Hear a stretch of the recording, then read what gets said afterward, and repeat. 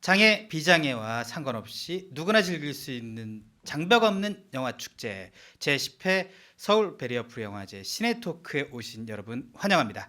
안녕하세요. 저는 시네토크 진행의 권순철입니다. 자, 10주년을 맞게 된 서울 베리어프리 영화제 조금 특별합니다. 우선 제10회 서울 베리어프리 영화제는 영화제 기간이 깁니다. 그리고 제10회 서울 베리어프리 영화제는 온 오프라인으로 동시에 진행됩니다.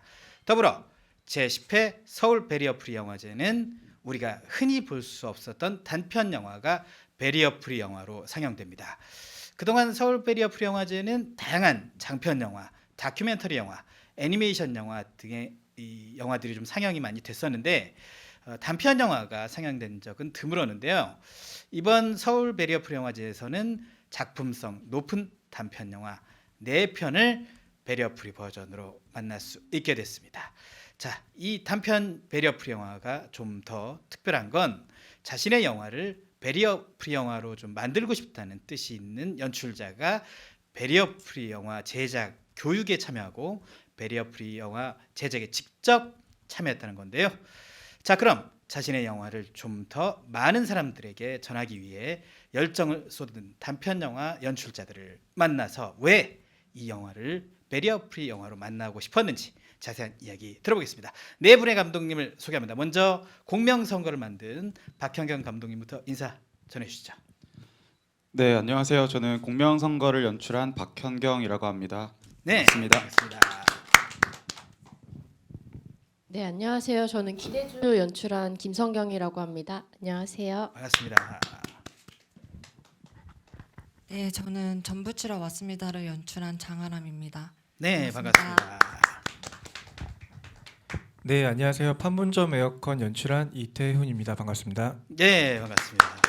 이 네 분의 감독님들과 재미있는 시네 토크 나눠볼 텐데요. 원래 사실 시네 토크는 관객들도 좀 많이 계시고 이래야지 조금 흥이 좀 나고 그럴 텐데 오늘은 이제 언택트로 진행이 되기 때문에 긴장도 좀 많이 되실 테지만 그래도 라디오 방송한다, 재미있는 이야기 나눈다 생각하시고 긴장하지 않고 하셨으면 좋겠다라는 생각을 좀 해보게 됩니다. 자, 제 10회 서울 베리어프리 영화제 상영될 단편 영화가 이 약 30대 1에 달하는 경쟁률 속에 진행된 2020 베리어프리 단편 영화 제작 지원 출품작 부문에서 좀 선정이 된 작품들이에요. 엄청난 경쟁률을 뚫고 이 작품이 선정이 됐는데, 자, 이번 공모에 참여하신 계기 좀 듣고 싶습니다. 네, 박 감독님부터 먼저 해주실까요? 네. 네, 이번에 베리어프리 영화제 제작 지원이 있다라는 얘기를 저희 배급사 대표님 통해서 전해 듣게 됐어요. 네네. 네, 그래서 사실은 저는 그 전에는 제가 좀 무지해서 알지 못하고 있었다가 그래서 이런 영화제가 있는데 출품하는 게 어떻겠냐라고 말씀해 주셔서 베리어프리 영화가 어떤 건지를 제가 몰라서 조금 찾아보니까 이렇게 화면 해설과 그리고 자막 같은 것들이 있어서 그러니까 시각적으로 청각적으로 장애가 있으신 분들도 같이 즐길 수 있다라는 얘기를 듣고 사실 저같이 이제 단편 영화를 만드는 연출자들은 많은 관객들을 만나고 싶어하는 그런 욕망들이 있는데 네, 이런 기회를 통해서 더 많은 관객분들과 즐길 수 있는 기회라는 생각이 들어서 네, 지원을 하게 되었습니다. 네, 김 감독님 들어볼게요. 네. 네. 작년에 제가 아시아나 국제 단편 영화제에서 별들은 속삭인다라는 작품이랑 같이 상영을 했었는데 그 네. GB를 진행을 하던 중에 이제 이런 그 이야기 자체가 좀 이제 장애를 가진 청소년들이 이렇게 나오는 이야기였어요. 네. 근데 관객분들 중에서 이런 거는 이제 베리어프리 버전으로 조금 상영을 했어야 했는 게 아니냐라는 어떤 질문이 나왔었는데 네. 이제 그 감독님께서 이미 제작된 게 있고 이제 그걸 상영하는 이제 베리어프리 영화제 같은데 상영을 한다 이렇게 안내를 되게 당당하게 해주시더라고요. 네. 그때 되게 그 모습이 되게 멋있고 저는 조금 부끄러운 생각이 좀 들었어요. 그러니까 저한테 만약에 뭐 그런 걸 물어보거나 했을 때 저는 아무 말도 못했을 거라는 생각이 좀 들어서 그때 이후로 좀 관심을 가지고 좀 기회가 있어서 이제 제작 지원에 응모를 하게 됐었던 것 같습니다. 네. 네. 그리고 장 감독님. 네, 저는 전부터 베리어 프리 영화 버전에 대해서 좀 관심이 많았고요.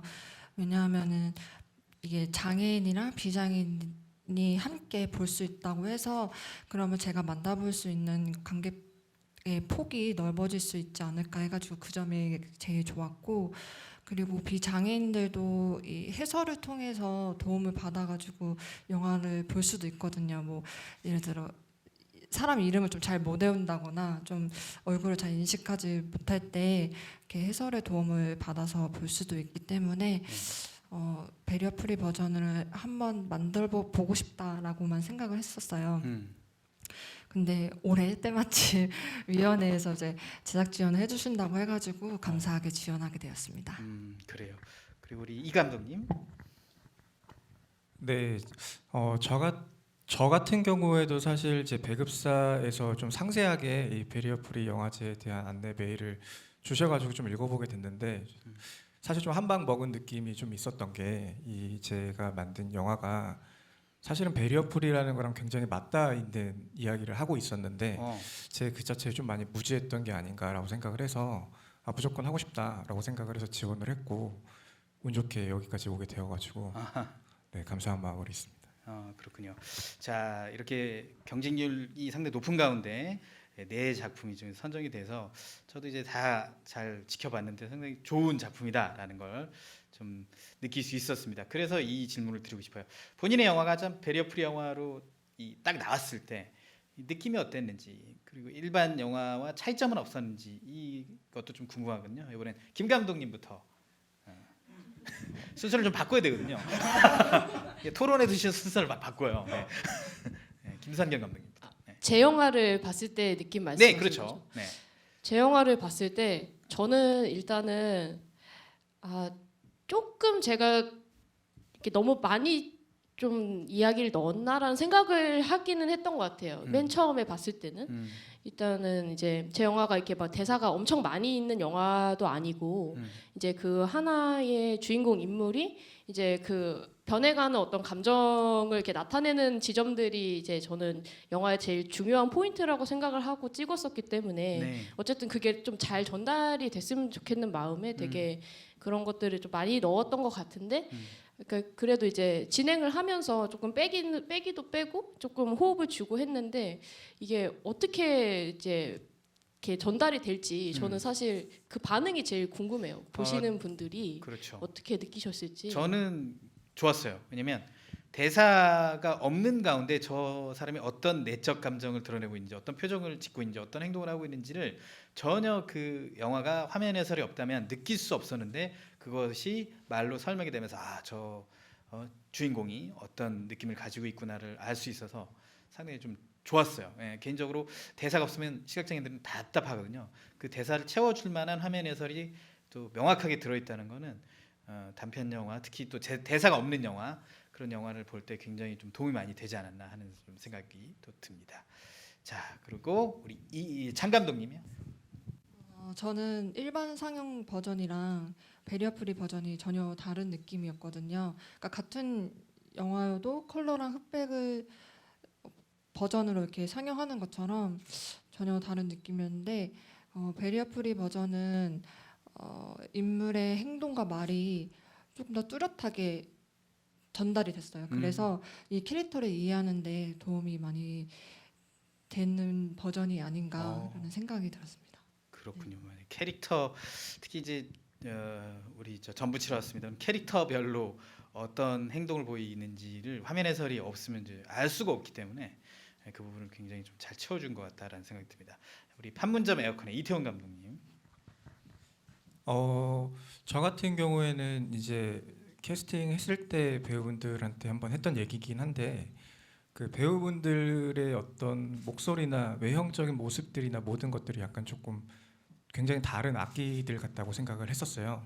그래서 서로 아무리 열심히 해도 겹치지 않겠다 뭐 이런 생각들을 하고 있었는데 이번에 베리어 프리 버전을 해보니까 일단 제가 뭐 한쪽으로 더 집중해서 더 보다 보니까 이 배우들이 이런 호흡들을 갖고 있었나 뭐 이런 것도 조금 알게 되고 화면들을 구성하거나 뭐 소리들을 디자인을 하거나 할 때 조금 더 폭넓게 썼으면 좋겠다라는 뭐 제 다음 작업에 대한 생각도 하게 되고 해서 굉장히 새롭고 좋았습니다. 네, 알겠습니다.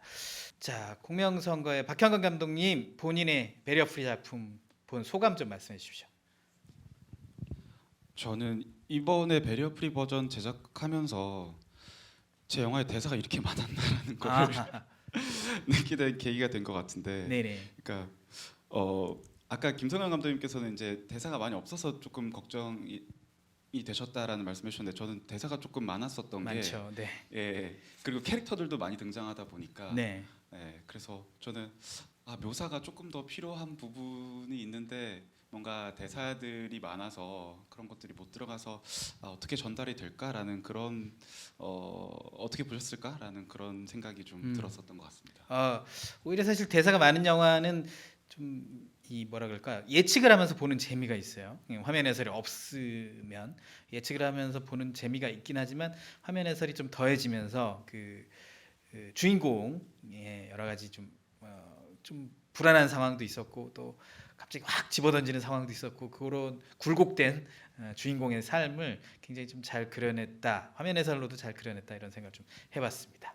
자, 이 네 분의 감독님의 작품을 또 네 분께서 다 보시고 오셨습니다. 제가 요청을 좀 드리기도 했지만 다 보고 오셔가지고 과연 이 네 분의 감독님은 각자의 영화를 좀 어떻게 평가하고 계신지, 다른 영화를 또 어떻게 평가하고 계신지 이런 것도 좀 궁금해서 다른 감독님들의 작품 보신 소감 좀 들어보고 어떤 작품을 좀 추천한다 이런 얘기도 좀 듣고 싶긴 한데, 자 먼저 우리 전부 치러 왔습니다의 장아람 감독님 어떤 작품이 좀 좋으셨고 시사한 느낌 좀 어떠셨어요? 네 편, 세 편이죠? 네. 네, 일단 너무 잘 봤어요. 그 세 작품 다 너무 재밌게 봐서 이 연예인 분들께서 잘 선택하셨구나라는 생각이 들었고, 근데 이제 한 작품만 또 꼭 봐서 추천드리기가 조금 안 될 것 같아요.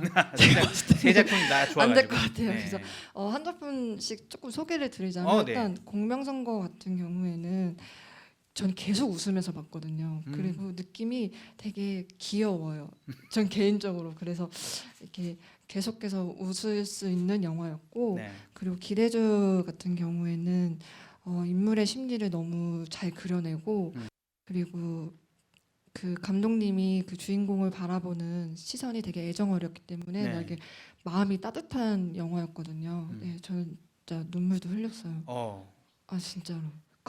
이게 GV라서 그런 건 아니고 진짜로. 네, 정말로 그래서 마음이 따뜻한 영화였고, 그리고 판문점 에어컨은 그 상황과 인물들의 관계가 워낙 독특하기 때문에 맞아요. 거기에서 오는 재미가 또 있는 것 같아요. 네.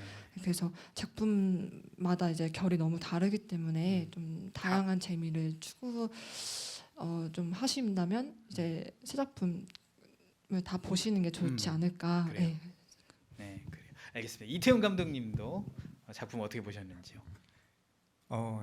장하랑 감독님이 또 이렇게 말씀을 해주셔서 제가 굉장히 부담되긴 하지만 네. 사실 진짜로 저는 이제 전부 치러 왔습니다를 추천을 할 수 있을 것 같은데 네. 이게 좀 귀한 작품이에요. 단편 영화 안에서도. 왜냐하면 강하거나 강한 척을 하거나 하는 뭐 아버지나 남성들의 영화들은 많이 볼 수 있는데 그렇죠. 이 갱년기를 겪는 어떤 남자의 심리를 전격적으로 단편에서 다룬 단편 영화 정말 희귀하거든요. 근데 그 와중에 이제 인물들이 그 사람을 대하는 태도나 이런 것들이 각자 다 다른데 그걸 또 유연하게 받아들이고 좀 특유의 어떤 솔직함, 따뜻함 같은 거를 느낄 수 있어서 저는 이제 장하람 감독님의 작품을 이렇게 새 작품을 칭찬해 주신 장하람 감독님의 작품을 강력 추천하겠습니다. 알겠습니다. 자, 이 공명선거의 박형근 감독님. 저도 새 작품을 다 얘기할 수밖에 없는데 네. 말씀하시죠 편하게. 네. 일단 저는 그 기대주의 경우에는 네. 그러니까 그 주인공 캐릭터가 너무 매력적이었었던 것 아하. 같아요. 그러니까 네. 일반적으로 이렇게 욕망하지 않은 것을 욕망한다라는 거가 되게 매력적이었고, 네. 그리고 그 마지막에 스포가 되면 안 되는 거죠. 그 마지막 엔딩에서도 네. 뭔가 감독님의 되게 뭔가 성숙한 시선이 보이는 것 같아서 그래요. 되게 인상적인 작품이었고요. 그리고 전부 치러 왔습니다 같은 경우에는 저는 되게 연기 보는 맛으로 쭉 봤었던 영화인 것 같아요. 연기를 진짜 잘하시는 것 같더라고요. 네, 그 배우님들이 굉장히 많이 등장을 하시는데 네. 그 연기 앙상블을 보느라 넉넉히 보느라 되게 시간이 갔었던 것 같고 네. 판문점 에어컨 같은 경우에도 그 이야기의 구조와 세팅 자체가 너무 흥미로웠었던 영화였고 네. 그리고 마지막에 엔딩을 보면서 왜 이 주인공 기사를 이렇게 왜 이 직업을 선택하셨는지 그런 것들이 느껴지는 작품이었습니다. 네. 알겠습니다.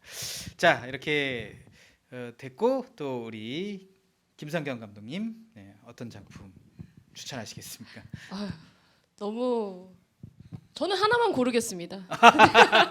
하나만 고르자면 네. 저는 진짜로 솔직히 얘기하면 저는 전부 치러 왔습니다가 너무 좋았거든요. 그러니까 막 제 영화를 칭찬해 주셔서 그런 게 아니고 저는 이제 그 영화를 보는데 이제 저 아버지의 갱년기에 대해서 생각해 본 적이 없는 거예요. 그러니까 저도 이제 이 사람의 어떤 욕망을 한번 같이 들여다봐 하는 마음으로 제 영화를 만들었지만 아직도 제가 좀 이렇게 시선이 이제 좀 얕은 게 아닌가. 제가 좀 이렇게 더 주변을 더 둘러보고 조금 더 깊이 있게 사람들을 관찰하고 그리고 내가 제 가까이에 있는 사람들을 돌보고 했었어야 했던 게 아닌가라는 생각을 좀 했던 것 같아요. 네. 그 전부 치러 왔습니다를 보면서 그래서 굉장히 보면서 되게 울컥울컥 되게 많이 했던 영화였고 그럼에도 불구하고 또 이제 굉장히 코미디적인 요소가 많은 맞아요. 영화였기 네. 때문에 제가 영화 보면서 또 울다가 웃다가 했던 영화였던 것 같아요. 그런 면에서 좀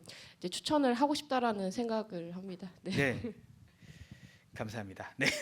각자의 영화를 이렇게 다들 칭찬을 해주셨는데 그러면 영화별로 작품 토크를 해보는 시간을 마련하겠습니다.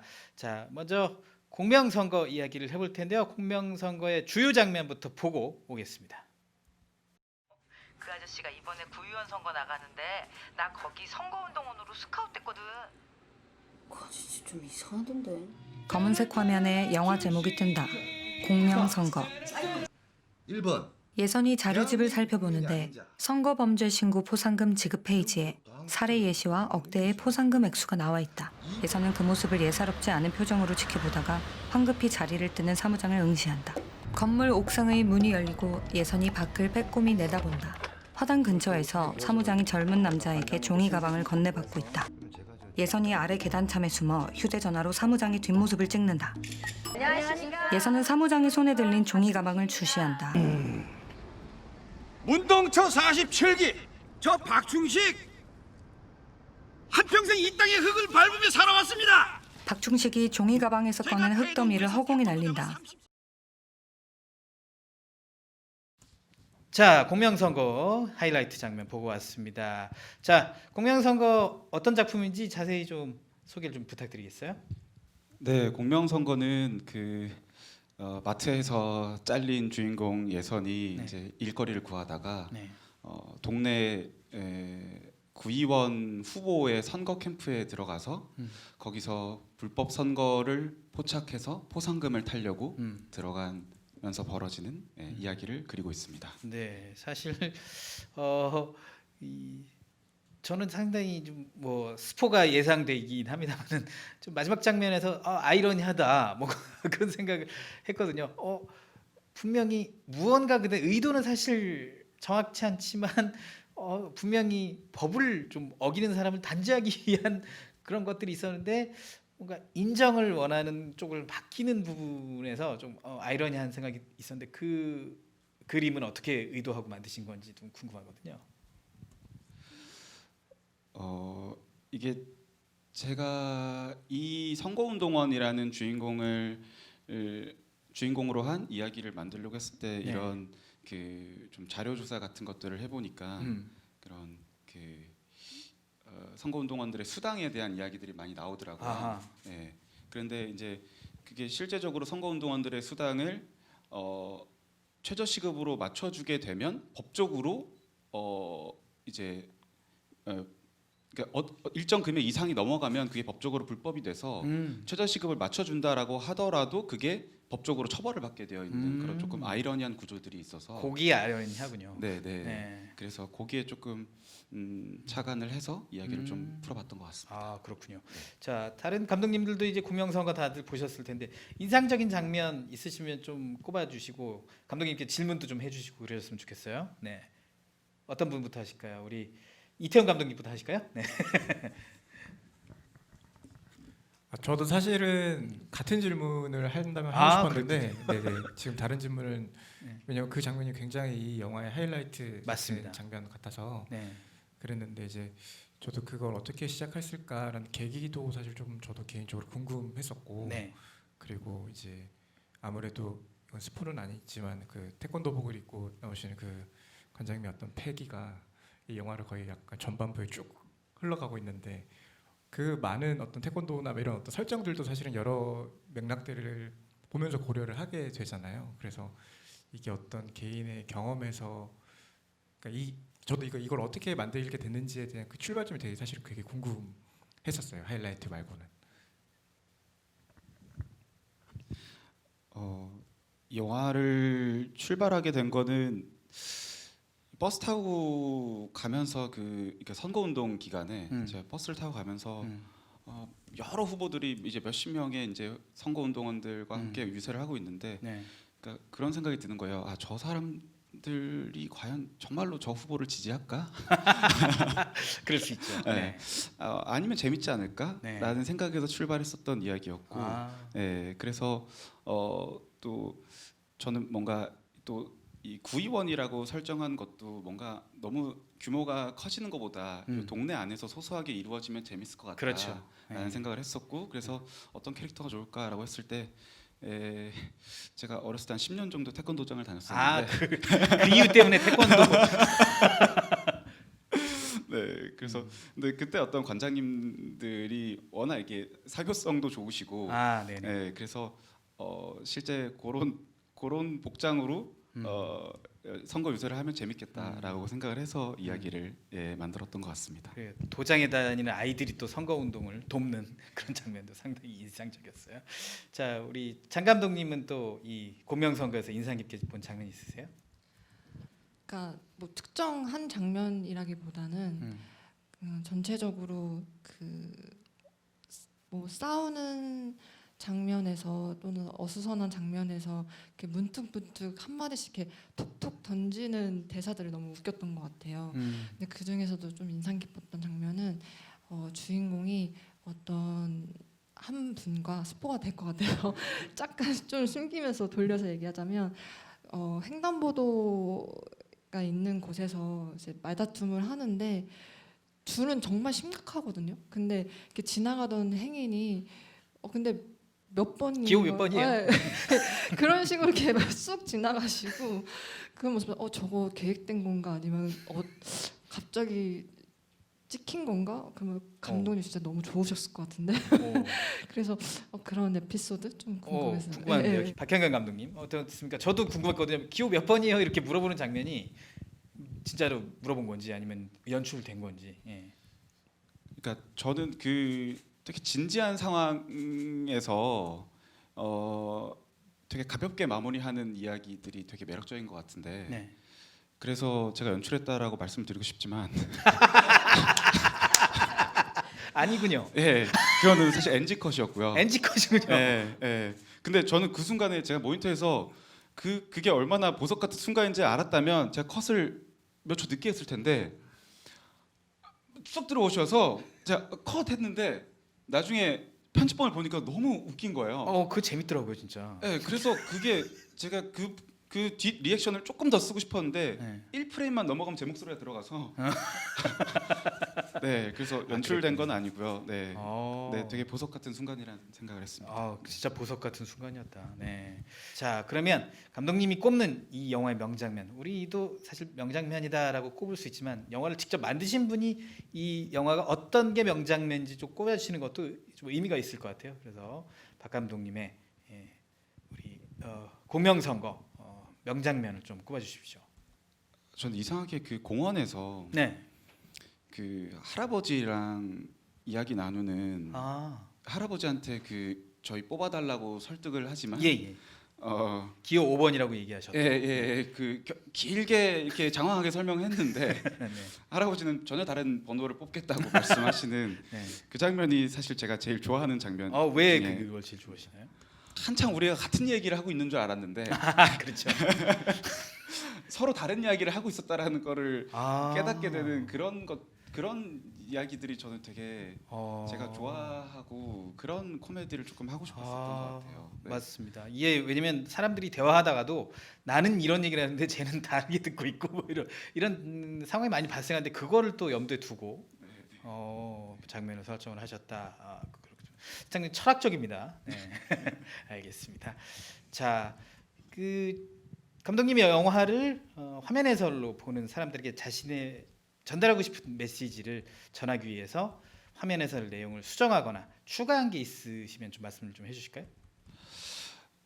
사실은 제 메시지를 전달하기 위해서 뭔가 더 추가한 것은 특별히 없었던 것 같고요. 네. 이제 다만 제가 이 장면을 이제 어떻게 묘사하는 것이 좋을까에 네. 대해서는 조금 고민을 했었던 것 같아요. 네. 그래서 이를테면 뭐 돈봉투를 건네는 장면에서도 그게 제가 생각했을 때는 이제 그 어두운 골목길에 한 명은 들어가 있고 한 명은 이제 그 가로등빛을 받으며 나와 있고 네. 이제 그런 분위기가 조금 중요하다고 생각해서 실제 그 장소에서 촬영하기도 했었고 네. 예, 그래서 어떤 그런 순간순간들을 어떻게 이 공간과 분위기를 같이 좀 전달해 드릴 수 있을까? 그런 것들을 조금 고민을 했었고 그런 지점에서 조금 몇 차례 수정이 좀 있었던 것 같습니다. 네, 알겠습니다. 상당히 좀 잘 표현이 됐다라는 생각이 좀 들긴 해요. 그 돈봉투를 쥐어주면서 수고가 많으셨다 그렇게 말씀하는 사무장의 장면, 그 주인공과 함께. 자, 알겠습니다. 공명선거 여기까지 살펴볼 거고요. 이번에는 기대주 하이라이트 장면 먼저 보시죠. 수영복 차림의 중년 여자 명자가 멀거니 선체로 어딘가를 응시한다. 10대 중반의 소녀 지규가 젊은 사람들에게 둘러싸여 환하게 웃고 있다. 명자의 시선이 벽에 걸리고 있는 현수막에 고정된다. 제1회 아마추어 혼성 개영 한무리 수영대회. 1등 58초 23. 지규가 마른 침을 삼킨다. 박명자님하고 지규 학생 기록이 같네요. 제 기록이 좋은 거예요? 아이 그럼요. 요즘 학생들 보통이 아닌데요. 아이고, 노인네가 어린애 이겨보겠다고 욕먹는 것보단 낫겠다. 야, 내가 누구 이겨먹겠대? 야, 너 말을 또 이상하게 하네? 막상 대회 나가면 쉽지 않을 거예요. 거기 사람도 많고 출장도 여기가 훨씬 크고. 걱정 마세요. 잘하는 사람 할 거니까. 명자가 쌩하니 헤엄쳐 가버리자 대회팀 남자가 난감해하며 얼굴을 매만진다. 네, 기대주 하이라이트 장면 봤습니다. 기대주 어떤 영화인지 좀 자세하게 줄거리 좀 설명 좀 부탁드리겠습니다. 네, 동네 수영장에 다니는 중년 여성 명자가 이제 수영 아마추어 혼성 개영 팀에 들어가고 싶은 거예요. 네. 그래서 그 팀에 여자 자리가 하나 딱 남아 있는데 그 자리를 두고 중학생 짜리 꼬마 지규랑 경쟁을 하게 되는 이야기입니다. 네, 그렇습니다. 사실 이제 이 영화를 보면서 참 저도 이제 가까워지긴 합니다. 중년들의 삶에 대한 반추를 해보는 시간이 아니었나라는 생각이 드는데요. 사실 신체적인 조건에 따르면 중학생이 훨씬 수영에서 유리한 고지를 점할 수 있는데 중년 여성이 그 중학생과 동일한 기록을 찍는 대단한 기적이 일어납니다. 이게 영화에서만 일어날 수도 있는 것 같은데 이 기적을 영화에 표현하신 의도가 어떤 건지 굉장히 궁금한데요.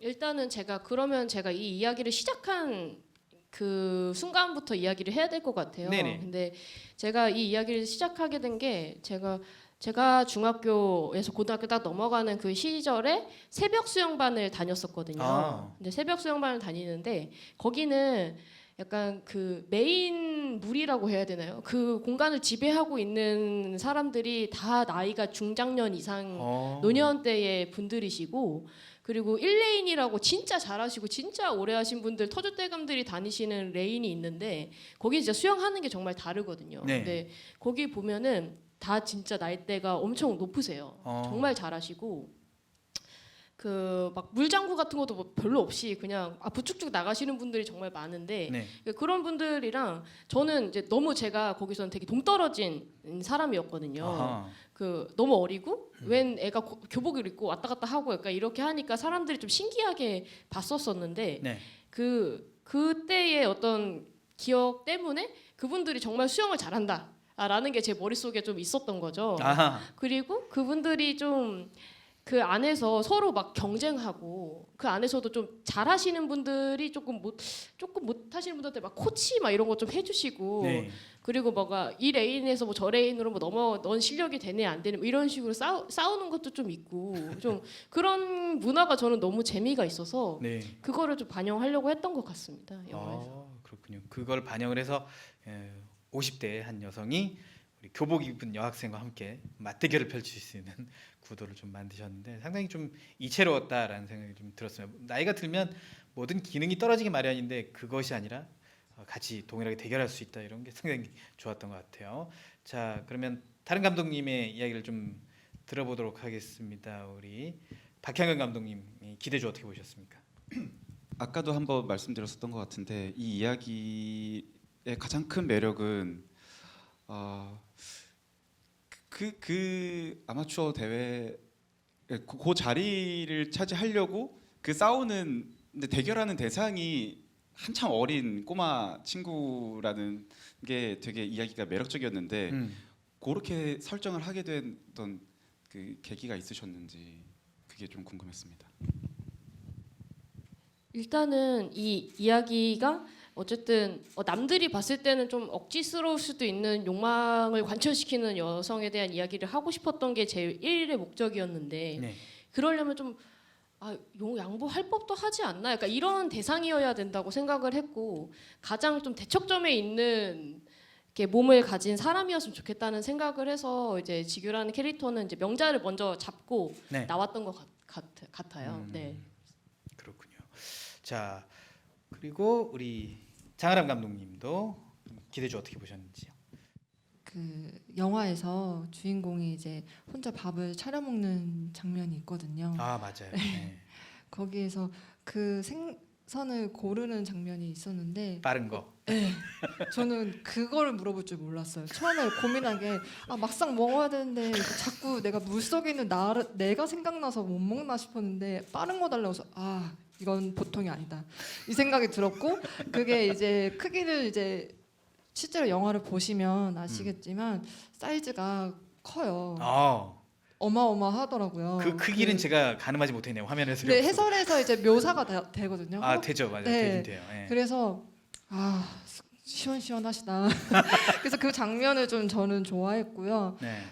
일단은 제가 그 연어를 이제 올려놓는 그 장면은 정말 약간 그 같이 이제 영화관에서 같이 관객분들이랑 영화를 볼 때마다 좀 희열을 느끼는 장면인데 그러니까 제가 그러니까 그거를 틀 때 그 관객분들이 이렇게 하시는 그 숨소리가 너무 좋아요 저는. 그래서 이제 그 어쨌든 좋게 봐주셔서 정말 감사하고.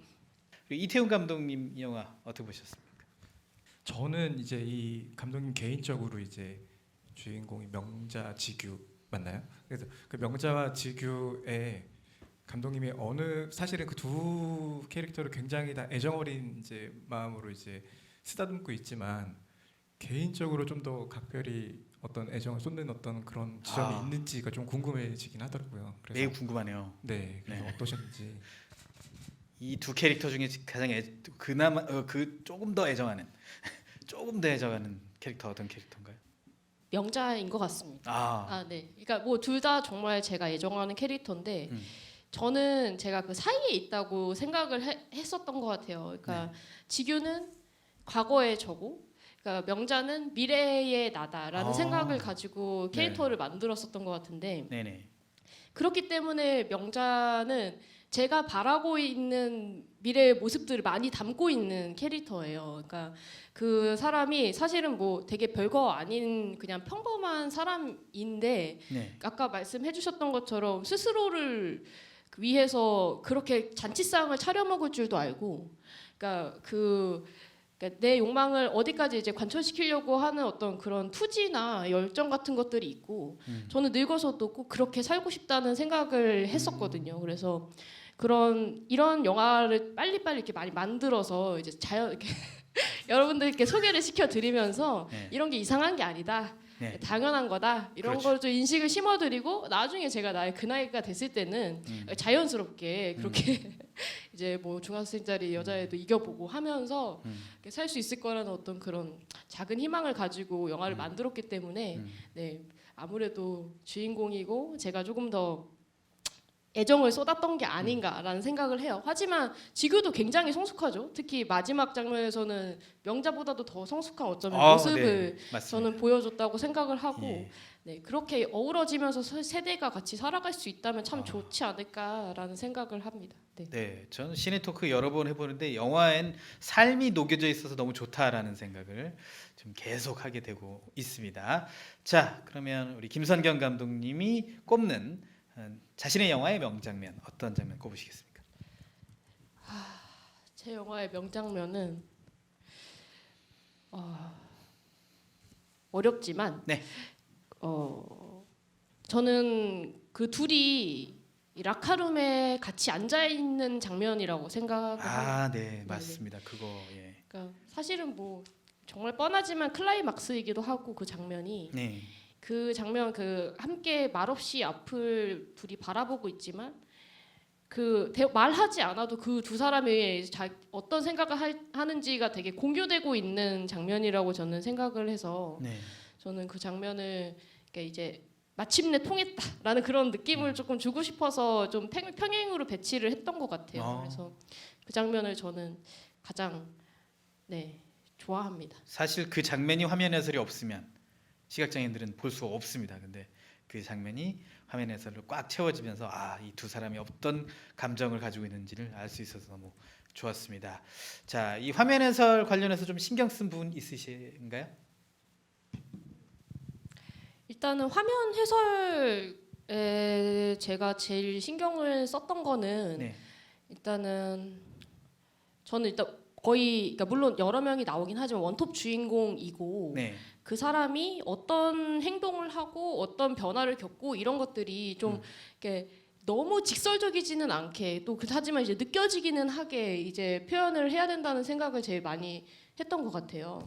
네. 그래서 제가 수정을 했던 부분이 뭐였냐면 그 다이빙을 이제 하는 지점 마지막 두 번째 경기에 다이빙하는 지점 물속 안에서 찍는 장면이었는데 그게 처음에는 그냥 거의 동시에 뛰어든다 이렇게 저한테 이제 넘어왔었는데 이거는 근데 저는 그때부터 이미 명자의 어떤 마음이 동요가 되고 있고 거기에서부터 무언가 선택을 약간은 했다고 생각을 하고 영화를 찍었었거든요. 그래서 그거를 그래도 전달을 좀 확실하게 해줘야겠다라는 생각이 들어서 이제 스타트가 늦어진다라는 표현을 제가 나중에 수정을 해서 넣었었거든요. 네, 그런 부분이 저는 제일 고민을 많이 했던 거였고 최대한 이제 영화를 그냥 보시는 분들이랑 아니면 이제 배리어 프리 버전으로 보시는 분들이랑 거의 동일한 경험을 좀 하게 만들고 싶어서 그런 지점에 제일 고민을 많이 했던 것 같습니다. 사실 오디오로 들을 때도 동시에 출발을 하지만 조금 늦게 나오거든요. 소리가 딱 먼저 첨벙 나오고 두 번째 조금 늦게 나오는 그런 게 있는데 스타트가 동시에 뛰어든다라고 하면 진짜 그 묘한 감정선을 못 느낄 뻔했는데 명자가 그때 당시에 참 양보를 하려고 마음의 선택을 했다라는 걸 감독님이 그리고 계셨는데 그 화면 해설을 또 수정까지 하셔서 제가 또 많은 시각장애인들이 더 재밌게 감상을 하실 수 있지 않을까 하는 생각이 듭니다. 자, 이번에는 전부 치러 왔습니다 얘기를 해보겠습니다. 먼저 전부 치러 왔습니다의 하이라이트 장면부터 보시죠. 지금 환자분은 남성 호르몬 수치가 평균의 반도 안 돼요. 진료실. 네. 갱년기입니다. 홍기가 소파에 앉아 눈물을 흘리자 아내인 순이가 각 티슈를 건넨다. 홍기가 책상 앞에 앉아 사진들을 찬찬히 들여다본다. 홍기가 사진 앨범을 덮고는 선글라스를 끼고 집을 나선다. 홍기는 말끔한 옷차림으로 분홍색 보자기에 싼 상자를 들고 있다. 사돈 들어있어. 아, 그때 저 부산 가시네. 어쩐 일로? 전부 치러 왔습니다. 제가 이 호박전도 제가 한번 해보겠습니다. 아주 기가 막힙니다. 호박전이 모두 엉망이 되어 있다. 아 뜨거. 말 돌리지 말고 저는 왜 붙였어? 아빠 때문에 지금 다들 불편하잖아. 야, 사돈 어른들께서 불편하다고 그러셔? 그걸 말로 해야지 알아. 그럼 내가 가서. 아 진짜 아빠 일 좀 만들지 마. 네, 전부 치러 왔습니다. 하이라이트 장면 보고 왔습니다. 전부 치러 왔습니다. 어떤 영화인지 줄거리 장하람 감독님이 설명 좀 부탁드리겠습니다. 네, 전부 치러 왔습니다는 그 한 중년 남성이 갱년기를 겪고 있어서 뭔가 마음이 이제 자기의 뜻대로 의지대로 이제 컨트롤을 하지 못하는 상태인데요. 결혼한 딸이 명절 연휴가 시작되면서 이제 빈자리가 느껴지기 때문에 가뜩이나 갱년기인데 이 마음이 싱숭생숭하면서 이제 딸이 보고 싶어지고 안 되겠다 싶어서 이제 사돈댁을 찾아가는 내용입니다. 사실 그 줄거리만 들어도 이거는 우리 사회에서 좀 말이 안 되는 거 아닌가 그런 생각이 드는 장면들이 많았었는데 계속해서 이야기를 좀 풀어 나가도록 하겠습니다. 자, 우리 김상경 감독님 어떻게 이 영화 보셨는지, 이 영화의 명장면은 어떤 건지 한번 다들 좀 예상을 하고 있거든요. 어떤 장면이 명장면인지 말씀 좀 해주시죠. 네, 저는 뭐 그 장면이 아니어도 좋습니다. 네네. 왜냐면 저는 그 문을 열고 들어오는 그 순간인 것 같아요. 그렇죠. 그렇죠. 그래서 문을 열고 들어와서 이제 그 사돈들의 저는 그 표정을 잊을 수 없어요. 그러니까 그 사돈 어른들이 그 굉장히 그 당혹스러운 거 하지만 쫓아낼 수도 없고 반갑게 맞이해야 하지만 이게 무슨 상황인지도 모르겠고 네, 그런 장면과 그리고 또 하나 더 있어요. 저는 그 사돈이랑 같이 회를 먹으면서 술을 마시는 장면인데 네. 그 마치 그 상견례의 그 맞습니다. 기싸움 있잖아요. 그러니까 우리 딸이 조금 낫지, 우리 아들이 좀 낫지. 약간 그거가 거기서 다시 한번 재현되고 있다는 게 이게 너무 재미가 있어가지고 그 장면이 좀 좋았고, 근데 이제 그거를 약간 상견례 느낌으로 하려고 일부러 그렇게 하신 거였는지가 조금 저는 궁금한 것 같아요. 네. 네, 궁금합니다. 장하람 감독님. 그게 전체 리딩 때 상견례 말씀하신 대로 그 상견례의 느낌이 녹아날 수 있었던 것은 전체 리딩을 할 때 다 같이 처음으로 모였던 자리예요. 근데 그때 누가 먼저 시작했는지 정확히 기억은 안 나는데 갑자기 그 홍기의 사위이자 은영의 남편인 그 성훈 역할에 대해서 성훈은 너무 어리숙한 거 아니야? 라고 얘기가 나왔어요. 그랬더니 그게 시발점이 돼서 이제 홍기네와 은영네는 은영의 편을 들고 이제 사돈 내외와 성훈 역할을 맡은 배우님들은 이제 성훈 역에 대해서 이제 편을 들어서 서로 이렇게 말다툼이 아닌 그런 대화를 약간 하시더라고요. 그래서 저는 보는 입장에서 솔직히 남의 싸움이 좀 재밌잖아요. 그래서 이거를 영화에 한번 넣어보면 어떨까 이 생각이 들었어요. 마치 상견례를 하는 것 같아가지고 그걸 좀 더 확대해서 이제 영화에 한번 넣어보자 해가지고 전체 리딩을 끝나고 나서 만들어졌던 씬이고요. 그리고 실제로 많이 했던 대사들을 그러니까 리딩 때 말씀하셨던 것들을 대사에 많이 넣었고, 그리고 홍기가 조금 더 주책스럽게 얘기하는 게 있어요. 술 취해가지고 자기 딸에 대해서. 그건 저희 아버지를 참고 삼아서 조금 넣었습니다. 그랬군요. 사실 이제 그 영화에서 이 지역이 배경이 되려면 사투리를 조금 많이들 좀 쓰시는 배우님들의 역량이 좀 필요합니다. 근데 현지 사투리가 상당히 잘 녹아 있던데 이게 캐스팅은 어떻게 하신 겁니까? 여기 계신 남편 여기 계신 감독님들도 마찬가지시겠지만 네. 크레딧 보고 나서 인상 깊었던 분의 이름을 외우려고 끝까지 보고 핸드폰에 적어놓고 막 그러거든요. 그래서 그런 걸 수집했던 그 리스트 중에서 부산 사투리가 가능하신 분에게 연락을 드렸고, 그리고 다행히 한 번에 오케이 해주셔서 섭외하는데 좀 그나마 다행이지 않았나 싶고, 그리고 저는 부산 사람이 아니어서 그렇죠. 네, 근데 다행히 촬영 감독님이 부산 사람이셔가지고 네, 좀 자문을 많이 구했고, 그리고 배우님들도 사투리를 쓰시기 때문에 그거에 대해서 좀 많이 제가 도움을 받았고요. 그리고 이제 자막을 저희가 자막 해설을 쓰잖아요. 그때도 그렇죠. 이제 사투리를 그대로 넣었어요. 그래서 사실 쓰면서도 아 이게 들은 게 내가 정확히 맞겠지 하면서 이렇게 여러 번 듣고 하면서 이제 조금 어려우면서도 이제 최대한 그 사투리의 느낌을 전달하려고 자막에서도 사투리를 썼습니다. 예, 알겠습니다. 자, 우리 그 이태원 감독님도 이 영화 전부 치러 왔습니다. 어떻게 보셨는지 궁금한데요. 이미 아까 강경 추천을 한번 했기 때문에 그렇죠. 너무 좀 중복스러우면 그런 거는 이제 그리고 제가 되게 좋았던 이제 장면들이 생각이 나는데, 이 영화 제목이 전부 치러 왔습니다라는 그 제목이 굉장히 이제 쉽지 않은 제목인 것 같아요, 결정을 하는 게. 근데 그 제목을 영화를 이제 보는 순간 딱 알게 되는 순간이 딱 있는데, 그때 어떤 마음이 드냐면 그 제목이 탄생하는 이 어떤 주인공 홍기 분의 어떤 그 부산까지 내려온 마음, 그 마음이 단순하게 이렇게 순수할 수가 이런 이 정도의 어떤 마음으로 그 먼 거리를 한 번에 달려왔단 말이야. 어떤 이런 게 느껴지니까 뭔가 약간 상쾌한 느낌까지 드는 어떤 제목 선정이 아니었나라는 생각이 전 들어가지고, 감독님께서 이제 여러 고민들을 하셨을 텐데 저도 이 영화의 제목의 어떤 탄생이 조금 어떻게 됐는지 좀 궁금해졌어요. 제목 어떻게 지으셨어요?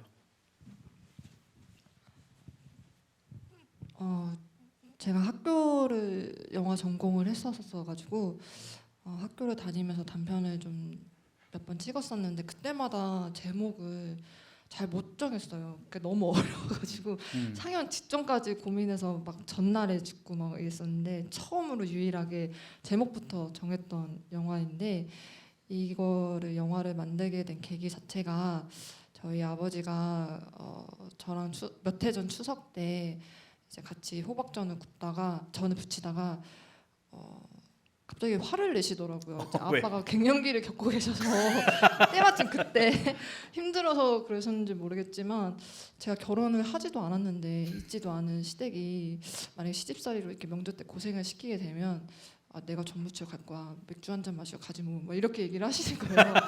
근데 그게 저는 뭔 느낌이길래 그런 생각을 하지? 그러니까 나를 너무 사랑해서인지 아니면 지금 이 갱년기 때문에 이 전부칠 때 너무 더워서 좀 짜증이 나신 건지 약간 그게 아리까리했어요.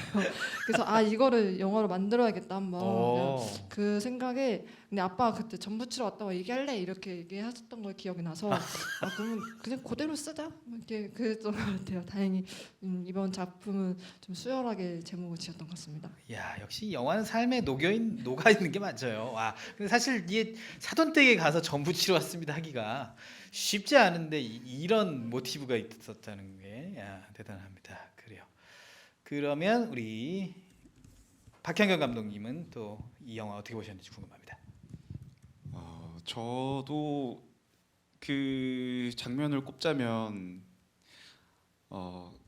그러니까 이 캐릭터가 이제 홍기였나요? 네. 홍기가 주인공인 이야기인데 그 외 각각의 인물들의 어떤 감정들이 다 보이는 영화였었던 것 같아요. 그렇죠. 그래서 딸은 딸 나름대로 아빠 데리고 와가지고 왜 왔냐고 하고, 또 사돈 나름대로 이제 오셨으니까 대접은 해야 되고, 뭔가 그런 각각의 캐릭터들의 가진 감정들이 잘 이렇게 어우러져가지고 만들어진 그 앙상블들이 되게 매력적이었었는데, 네. 그리고 저는 특히나 이제 그게 지역적으로 이제 부산을 선택하신 이유가 있으신지, 그러니까 왜 그러냐면 저도 이제 그런 예를 들어 경상도 말씨를 쓰는 캐릭터가 나오는데, 그러니까 그런 지역적인 특징이 들어갔을 때의 어떤 특유의 어떤 정서 같은 게 조금 있는 것 같다는 생각이 좀 들었어요. 그래서 혹시 그런 지역을 선택하셨을 때 계기가 있으셨는지 궁금합니다. 네, 궁금하네요. 공명선거도 사투리가 나오죠. 네.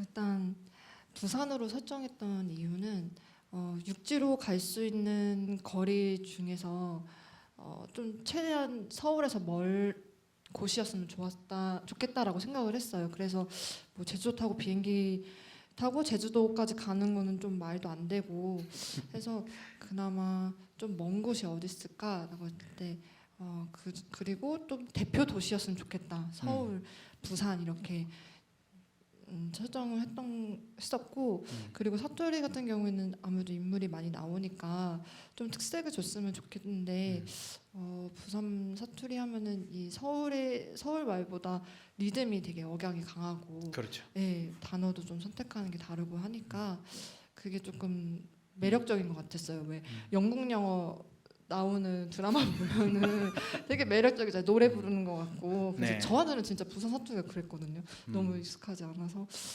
그래서 그런 게 영화에서 좀 캐릭터의 매력도 살려주고 그게 재미가 좀 있지 않을까 싶었습니다. 자, 이제 감독님이 꼽는 이 영화의 명장면 어떤 장면입니까? 우리가 다 생각하는 그 장면은 아니겠죠? 그거는 네 사실 거기서 제일 많이 웃으셔 그 장면이 진짜 네, 사실 압권이. 명장면이긴 한데 저 개인적으로는 네.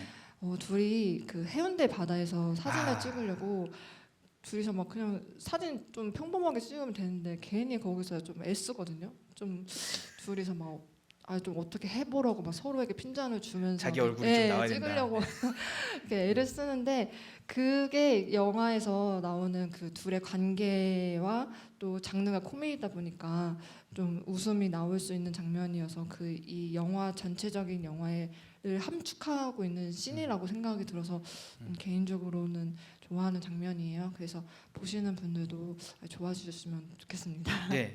배리어 프리 버전 만드시면서 좀 신경 쓴 부분 좀 자막 말고 또 있다면 어떤 게 있을까요?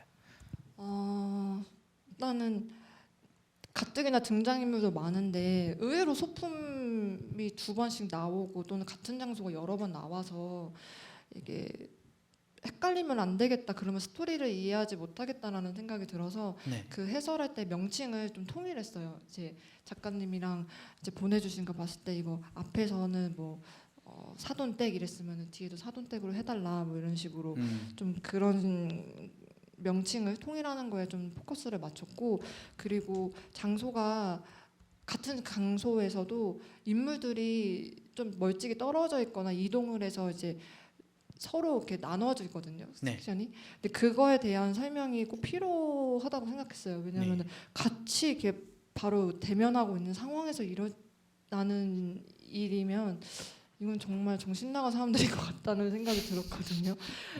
그래서 이거는 영화에서 확실히 공간을 나눠줬기 때문에 그것도 해설로 이제 명확히 짚어드려야 영화를 이해하는데 오독이 되지 않겠다라는 생각이 들어서 그거를 좀 유의했습니다. 네, 알겠습니다. 자, 이번엔 판문점 에어컨 명장면들 모은 하이라이트 보시고 오시겠습니다. 판문점 지역은 JSA 내에서도 적과 최단거리에 대치한 곳입니다.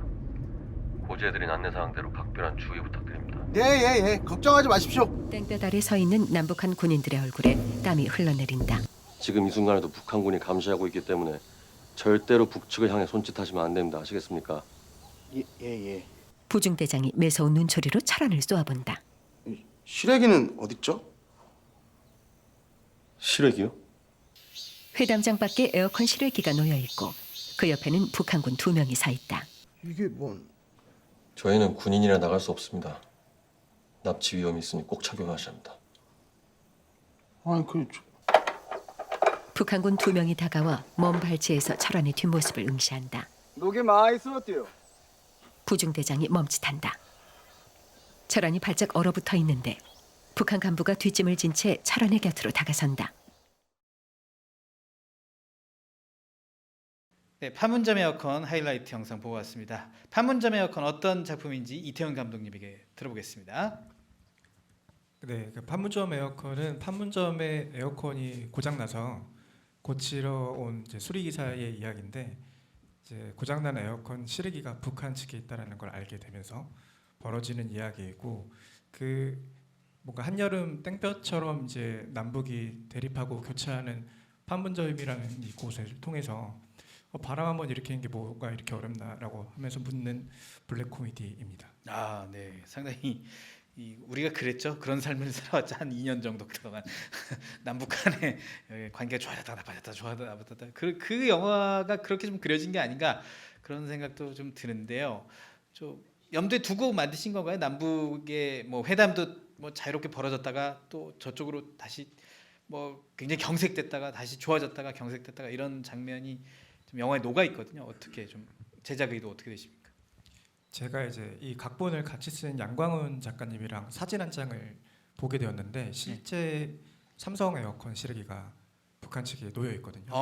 그래서 그 사진을 보고 나서 왜 저기 있지? 이런 생각을 하게 됐고 그럼 저거 고장나면 어떻게 될까? 뭐 바람이라면 뭘까? 이렇게 이제 물어보면서 이제 작업을 하게 됐고 운 좋게 그 해에 평화회담이 열리게 되었고 마치 그걸 처음부터 노린 것처럼 제가 굉장히 더 기획적이고 영리하고 영악하다 뭐 이런 얘기를 하시는데 운이 좋았다. 운이. 네, 좀 그렇게 말씀을 드렸었고 최근에 사실 이제 뭐 연락사무소가 이제 폭파된다거나 등등 했을 때 이상하게 저한테 주변 분들이 연락이 오세요.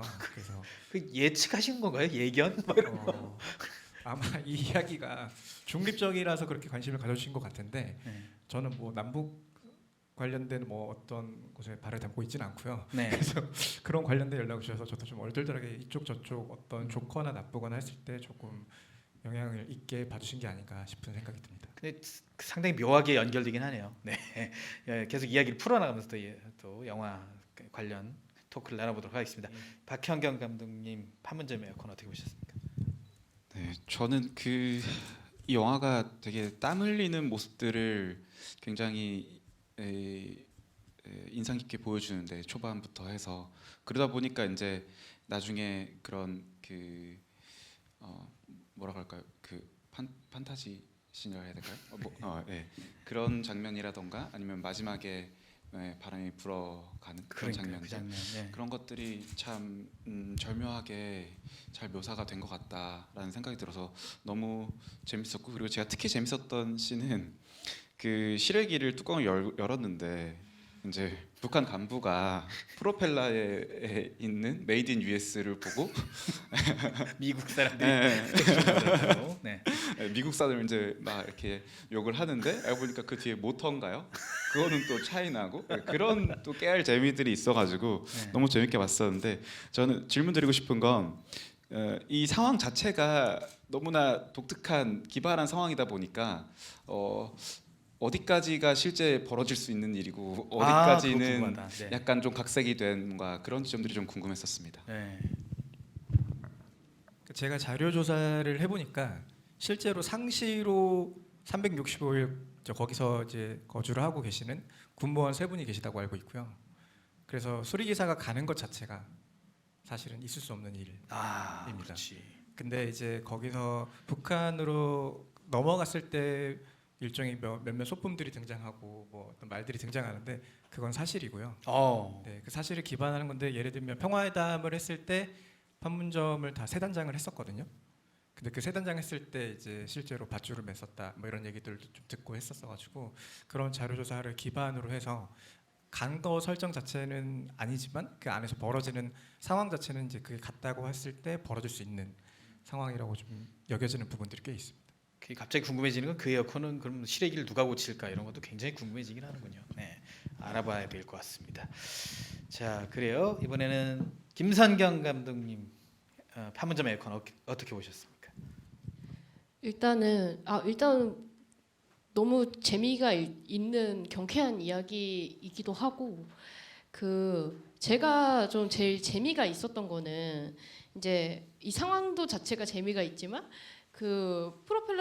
프로펠러란다. 그 실외기를 고치러 넘어갔을 때 그 북한군들이 와서 굳이 이제 그 분한테 약간 뭐라고 해야 되나요? 그 신경전과 이렇게 말을 걸고 이제 이미 사전에 막 공지가 돼 있고 막 이런 정보가 나오는데 그런 게 되게 재미가 있었는데 이제 그 이유가 저는 그 부중대장과 그 북한군 간부가 약간 무언가 어떤 전사가 있어서 그런 행동을 했던 게 아닐까? 그러니까 아. 그 에어컨 기사한테 진짜 볼 일이 있어서가 아니라 이 사람을 통해서 저 사람을 도발하고 싶다라는 어떤 그런 게 있지 않았을까 하는 생각을 했었거든요. 그럴 수 있겠네요. 네. 네, 그 둘의 어떤 일이 있었을까 그런 거를 좀 생각을 뭐 상상을 해보신 적이 있는지 한번 여쭤보고 싶었어요.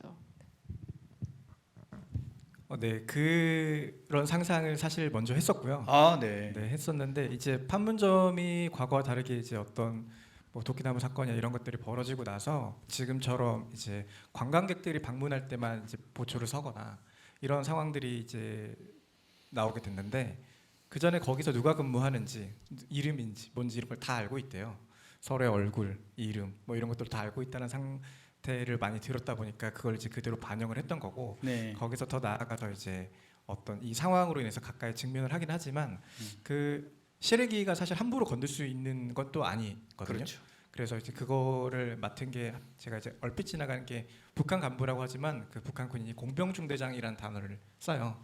그거를 또 이제 시설물을 궁금해하고 거기에 정말 카메라가 있는지 폭발물이 있는지 이런 것들을 확인해야 되기 때문에 그런 면모로서도 다가가는 게 맞다고 생각이 들어서 그렇게 연출을 하게 되었습니다.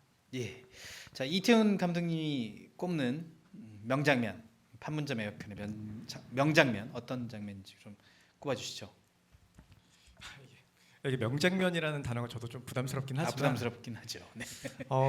근데 이제 조금 이 영화를 보다 보면 후반부에 굉장히 이질적인 장면 하나가 있어요. 네. 근데 그 장면이 저는 이 영화에서 굉장히 소중한 장면이라고 생각을 하는데 이게 판문점이라는 우리가 지금 아직 진행 중인 역사를 경험하고 있잖아요. 그렇죠. 이게 그래서 제가 이걸 얼마큼 희극화시키는 거에 대한 고민을 상당히 많이 오랫동안 했었는데 그래서 나머지 같은 장면들은 현재에 대한 어떤 바람이나 제 개인적인 상황에서 풀었다면 그 이질적인 장면은 굉장히 과거에 있었던 기억들에 대한 제가 약간 아스라이 만지고 싶어하는 어떤 그런 장면들을 굳이 넣은 거기 때문에 그 장면을 저는 이제 넣고 싶고 제가 여기 GV니까 한 가지 약간 덧붙여서 말씀드리면 판문점 원래 옛날 이름이 널문리라고 널빤지 문으로 만든 다리라는 의미였대요. 그래서 그게 임진왜란때 선조가 도망갈 때 백성들이 자기네 대문 떼어가지고 다리를 만들어줘서 널문리라고 하거든요. 그게 한자로 바뀐 게 판문점이라서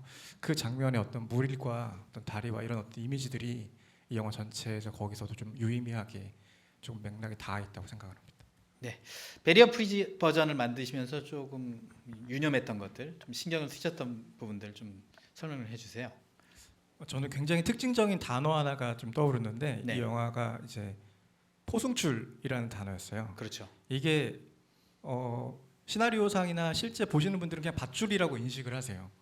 왜냐하면 그 장면보다 다른 장면들이 훨씬 더 관심이 많이 가기 때문에. 네. 하지만 저는 포승줄이어야만 하는 그 아이러니함들이 더 배가 되는 지점이 있어서 그게 현장에서 작업을 하면서 이제 했던 건데 그래서 이 단어를 이제 밧줄이었던 거를 확실하게 포승줄로 명시를 하고 싶다라고 이제 말씀을 드려서 같이 그런 것들로 수정을 해서 이 수리기사가 포승줄을 매야만 하는 어떤 그런 아이러니한 상황을 좀 더 뉘앙스를 강조를 하고 싶었었습니다.